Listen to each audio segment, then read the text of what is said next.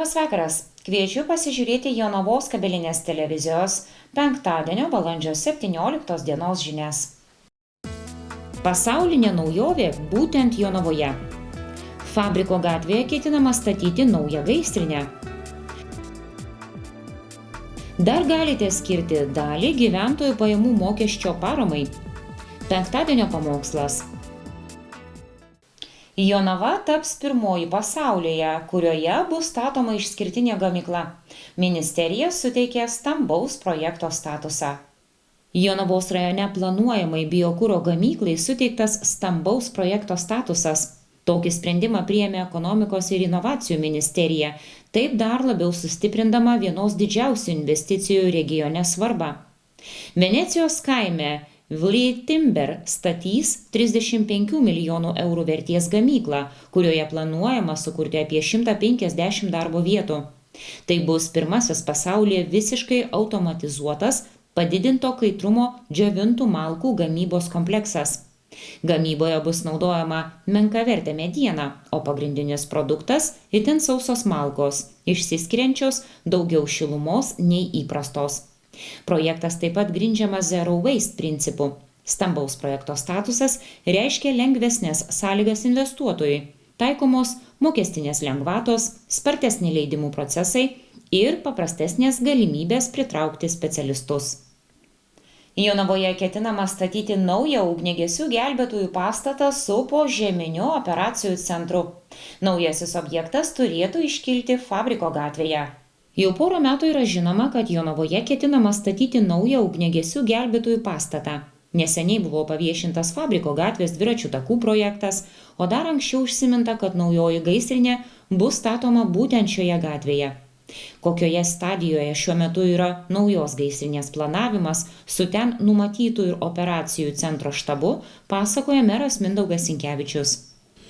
Taip, tai iš tikrųjų bus kompleksinis statinys ir mes esam toj projektavimo stadijoje, kol kas projektas nėra užbaigtas, aš manau, kad jis užbaigtas bus vasaros eigoje ir noriu tikėti, kad rudeniop mes turėsim statybos leidimą, tai yra dokumentą leidžiantį pradėti statybas.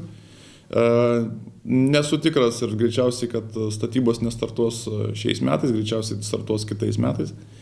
Ir ten kompleksiškumas yra gal toks. Projekto sprendiniai numato, kad yra rūsys, kuriame operacijų centras veiks, tai yra tokios, sakykime, apsaugotos patalpos, specializuotos patalpos su įvairiom patalpom ir sandėliavimu ir ten net bus galima iš principo esant poreikiu ir pernakvoti ir panašiai, kad taip ten toksai apsaugotas su energijos tiekimu, jeigu nutrūksta, su visais reikalingais higienos, sakykime, elementais. Kitaip tariant, iš principo tam rūsyje bus galima vykdyti nepertraukamą kažkokio kritinių situacijų valdymo darbą. Ar tai įvyktų, nežinau, karinio pobūdžio konfliktai, ar situacijos, ar tai įvyktų kažkokios tai avarijos, ar ne, arba reiktų kažką spręsti operatyviai, saugiai, turint ryšį, turint nepertraukamą elektros tiekimą, turint visas galimybės veikti, tai turėsim tokią galimybę rūsyje, o antžeminė dalis tai bus moderni, šiuolaikiška priešgaisrinė gelbėjimo stotis, tarnyba, kurioje budės pareigūnai. Mindaugas Sinkevičius buvo susitikęs su priešgaisrinės apsaugos ir gelbėjimo departamento vadovu bei aptarė naujo pastato statybas. Kalbant apie projektą, svarbiausia, jis vyksta, projektavimas juda į priekį. Anot mero, savivaldybė yra pasirengusi finansuoti savo dalį, būtent rūsio įrengimą, kuris atitiktų poreikius. Dėl antžeminės dalies tai labiau valstybės atsakomybė.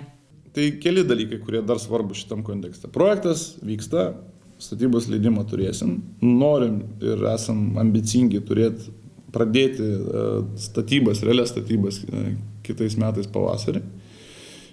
Savo daliai, tai yra savivaldybės poreikius atitinkančiai, reikalaujančiai daliai tam rūsiui mes pinigus matyt rasim. Klausimas labiau su ta viršutinė dalim. Čia jau labiau valstybės reikalai, čia yra vidaus reikalų ministerijos finansavimo klausimai. Tai juos reiks dar politiškai bandyti spręsti ir aš manau, kad mes padėsim PAGD, tai yra priešgaisrinės apsaugos ir gelbėjimo vadovybei, kreiptis į valstybę, čia iš principogi čia yra puikus ir netgi, sakyčiau, unikalus projektas, kada savivalda su valstybė kūrė infrastruktūrą, kuri reikalinga ir valstybei, ir savivaldai. Tai mes nesam prašytojo roliai, mes esam partnerio roliai, nemaža dalis to Rūsio išlaidų, tai ir bus viso projekto išlaidos, antžeminė dalis virš žemės, virš Rūsio, aišku, brangesnė nei Rusys, bet mes už Rūsį sugebėsim susimokėti. Reikia įtikinti valstybę, kad jinai mums pastačius Rūsį, kad sugebėtų pastatyti kažką virš Rūsio, kitu atveju, kaip aš juokauju, turėsim tiesiog bunkerį ir tiek. Tai procesas vyksta, projektavimas vyksta, matyt, politinės diskusijos vyksta. Yra ir dar viena gera žinia. Jei šis projektas bus įgyvendintas, planuojama sukurti iki 15 naujų darbo vietų. Tai būtų specializuotos pareigybės, reikalaujančios tam tikrų kompetencijų. Priešgaisrinės apsaugos ir gelbėjimo tarnyba, jie mato, kad kai ir jei mes tą statinį pastatysim, bus poreikis turėti iki 15 naujų darbo vietų, kurios bus specializuotos, labiau susijusios turbūt su cheminės avarijos likvidavimo klausimais, tai taip tariant, Jonava įgys tam tikrą specializaciją, kuri turbūt reikalinga, jeigu kas nedaug dievė įvyktų ar Achemui, ar Lifosui, ar Kėdainiuose, ar panašiai, mes turėsim tam tikrą specializaciją, kuri bus lokuota Jonavoje. Tai, nebus lengva turbūt, čia yra specializuotas, sakyčiau, toks specializuotas poreikis tam tikrai darbo jėgai ir darbuotojams, bet tai yra džiugi naujiena papildoma, kad ne tik jeigu viskas išsipildys, turėsim naują gražų šiuolaikišką statinį, operacijų centrą Rusijoje, bet ir tai sukurs ir papildomas darbo vietas. Kalbant apie dabartinę gaisrinę Kauno gatvėje, tai yra valstybės turtas. Tikėtina, kad išsikėlusi naują pastatą šis objektas bus perduotas Turto bankui. Ten yra valstybės turtas, greičiausiai jis po to, kai, sakykime, iš vienos lokacijos iš Kauno gatvės bus persikraustyta į Fabriko gatvę, tai Kauno gatvės turbūt objektas bus perduotas Turto bankui ir Turto bankas kaip valstybės institucija valdanti visą valstybės turtą spręs, ką su juo daryti. Ar parduoti, ar išnuomoti, ar gal, jeigu savivaldybė išreiškia poreikį, gal savivaldybei perduoti. Mes ir patys kol kas dar, kaip čia pasakyti, nepadarė vieno darbo taip toli, gal nežiūrim, o ką darysim su senuoju pastatu, nes jis ten toks autentiškas, ar ne, ten ir laiptukai, ir medinės visokios ten, mediniai pakalimai, medinės sienos, toks, sakyčiau, gal šviesus, gražus ir tvarkingas, bet toks, kaip sakyti, jau šiuolaikiškimais reikalavimais gal prasilenkiantis. Tai spręsim vėliau, svarbu dabar mano pagrindinis uždavinys vis tik tai tą projektą davesti iki galo, su valstybė, ir valstybės čia paramos mums reiks, supratimo paramos, bet ir vėl, manau, kad valstybė turi mus žiūrėti palankiai, aš taip tikiuosi, nes mes neprašytojai, mes nesakom pastatykit mum, mes sakom, mes einam kartu su jumis į statybas, mes statom ir susimokam už Rūsį, jūs būkit mėly malonus, raskit lėšas ir galimybės pastatyti antžeminę dalį.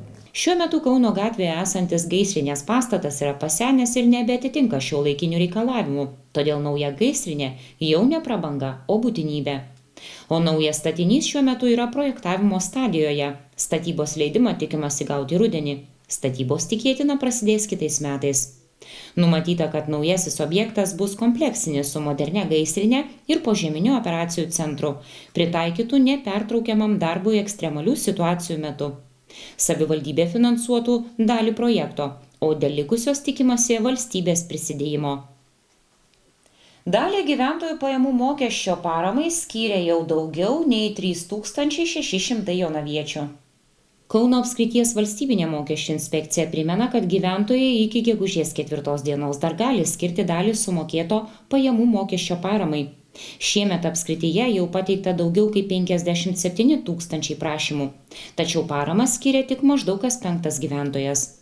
Jonavos rajone pateikta 3676 prašymai. Tai gerokai mažiau nei Kauno mieste, kur jų per 30 000, ar Kauno rajone daugiau nei 12 000. Panašūs skaičiai fiksuojami ir kituose regionuose. Kėdainiuose apie 3700, Kaišiadoryse per 2000.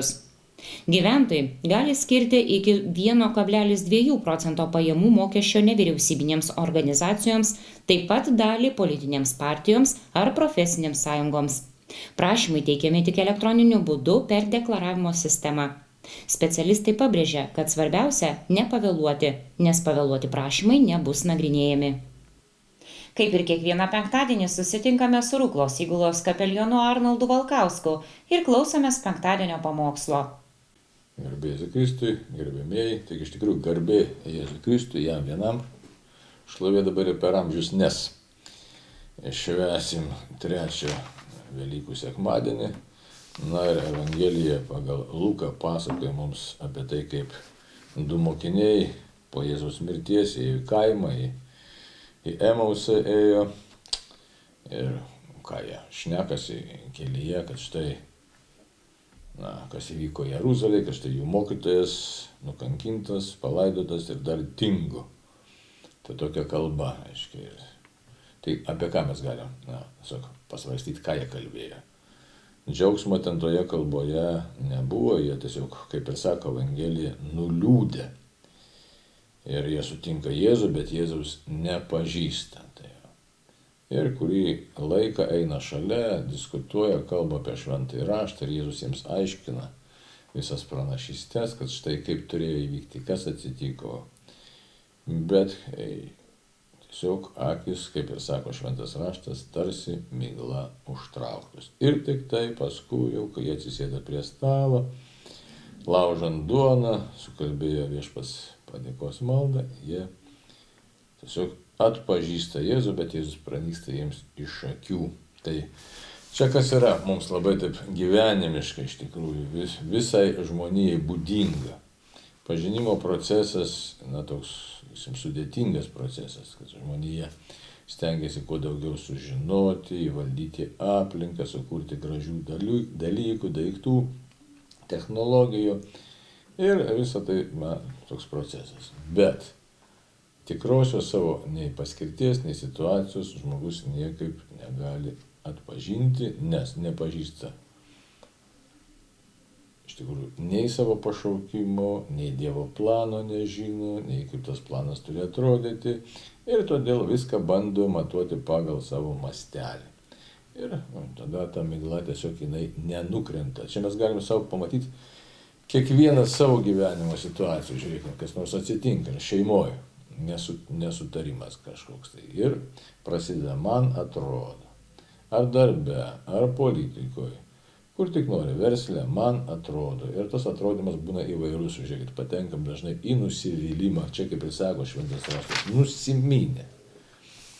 Taigi, nusiminė. Jeigu tai paėmus plačiau, visa žmonija kažkiek yra nusiminusi. Kodėl? Todėl, kad nėra to tokio tiesiog, šviesaus, apšviečiančio fakelo taško, galėtume, liaudiškai pasakyti, nėra tos šviesos tunelio gale, eini kažką daro. Ir kol nesutinki viešpaties Jėzaus, nėra tos šviesos iš tikrųjų. Ar sutikti viešpatį Jėzų taip yra paprasta, tai irgi nėra taip paprasta, nes reikia tam tikrų sąlygų, tam tikro veiksmo reikia. Ir pažinimo reikia. Ko reikia? Reikia ieškančios nuoširdžios širdies. Kaip ir tie jo mokiniai. Vienas Kleopas, taigi ir jie tiesiog nuoširdžiai gailisi neradę vilties. Ir apaštalas Petras, štai girdėsim skaitinį iš apaštalo Petro 1 laiško. Sako, žiūrėkit, sako, jeigu kaip tėvo šaukėtės to, kuris nešališkai teisė pagal kiekvieno darbą. Jeigu šaukėtės, taigi jeigu šaukėmės iš tikrųjų, tai širdis ilgisi pačių tikriausių dalykų, ne puikybės, ne kažkuo tai savo arogancijos įgyvendinimo, bet nešališkai šaukėmės Dievo, kuris nešališkai teisė. Bet tai dar ne viskas, sakau, su baime likite savo viešnagės metu. Ką reiškia su baime? Tai rūpestingai galvodami, kas yra gera ir kas yra bloga. Nesu bet kokią baimę, šiaip tai baimė žmogų žlugdo. Bet tai yra tokia baimė, kuri padeda mums atsisijoti ir atsijoti, kas yra gera ir kas yra bloga. Ir kas tada įvyks?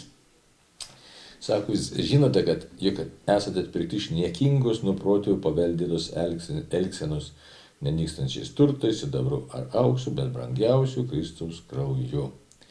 Na ir tada mes ką gaunam? Sako, todėl ir jūsų tikėjimas bei viltis kyla į Dievą. Tai štai, į pačią tą miglą nuo mūsų akių gali nuimti tik tai Dievas, nes nuodėmė yra tiek galingai įsišaknyjusi visoje žmonijoje, žmonių širdyse, žmonių prote. Kaip teologai sako, pačios sielos nuodėmė paliesti negali, bet jinai ją pražudyti gali. Bet tai čia tokie tiesiog pasvarstymai, bet esmė yra ta, kad štai mūsų pažinimo procesas yra sutrikdytas, mes vadovaujamės kažkokiais tai įvairiais kriterijais, kurie nėra neklaidingi, ir tik tai pats Viešpats, kai jį sutinki, o sutikti, kaip apaštalas Petras, kad ir sakė, reikia kaip šaukiantis visų savo gyvenimą, tai yra aš turiu trokšti Dievo ir supratimas, kad ateitų, kad jeigu aš nesimeldžiu, jeigu aš savo širdimi Dievo neieškau, jeigu jo valios nesistengiu vykdyti, tai esu dideliai bėdoj. Ir nereikia bijoti tą pasakyti. Ir galim savo gyvenimą kiekvienas patikrinti, kad štai, aišku, nereikia pulti kraštutinumus, galvo, kad štai aš čia netobulai kažką tai darau, netobulai meldžiuosi. Ne, širdies nuostata yra tokia. Pirmiausia, suprantu, kad esu laikinas, pasaulis laikinas, nuodėmės sužeistas ir tik tai tu, Viešpatie Jėzau, gali, tam ir atėjai ir gali, kad nuo mano visos situacijos, nuo mano būties, galėtume taip sakyti, pašalintume nuodėmės, tamsą nuodėmės miglą, tą šydą, kuris dengia mano pažinimą. Tai atrodytų viskas lyg ir žinoma ir paprasta, bet reikia pasidaryti konkrečias tokias išvadas. Mano gyvenimas bėga greitai, kaip apaštalas Petras sako, viešnagė. Esam viešnagėje, tai viešnagė ilgai neužsibūna niekas. Taip, kad, sako, su baime elkitės, kad nesielgtume neteisingai, neprarastume savęs. O kad neprarast savęs, neprarast savo gyvenimu, sako, kaip tėvo šaukimės Dievo, kuris per Kristų, per Kristaus pažinimą mus apšvies. Kad tas kelias, dar kartą galim pasikartoti, tas kelias nėra paprastas, nes tai yra dorybių kelias. Tai yra kova su nedorybėm, su puikybė, su nuodėme ir puoselėti reikia dorybės. Taigi tas dorybės kelias jis nėra paprastas, yra pakankamai sudėtingas ir tik tai Dievas gali mus juo teisingai nuvesti. Taigi, kitaip tariant, Viešpats parodo savo veidą, gelbėja mus iš nuodėmės, gelbėja iš neprasmės ir toliau mus veda per gyvenimą. Taip, kad dar kartą prisiminkim Petro žodžius, šaukimės Dievo, kad turėtume gyvenimą. Amen. Toliau sinoptikų pranešimai, kokių orų tikėtis šį savaitgalį. Šeštadienį lietaus tikimybė maža, vėjas šiaurinių krypčių, temperatūra naktį tarp 2–4 laipsnių šilumos, dieną šils iki 13. Sekmadienį žymesnio lietaus nenumatoma, vėjas šiaurinių krypčių, temperatūra naktį iki 5 šilumos, dieną bus apie 12–14 laipsnių šilumos. Šiandien tiek informacijos jums parengėm. Dėkoju už dėmesį ir kviečiu pasimatyti pirmadienį. Viso geriausio.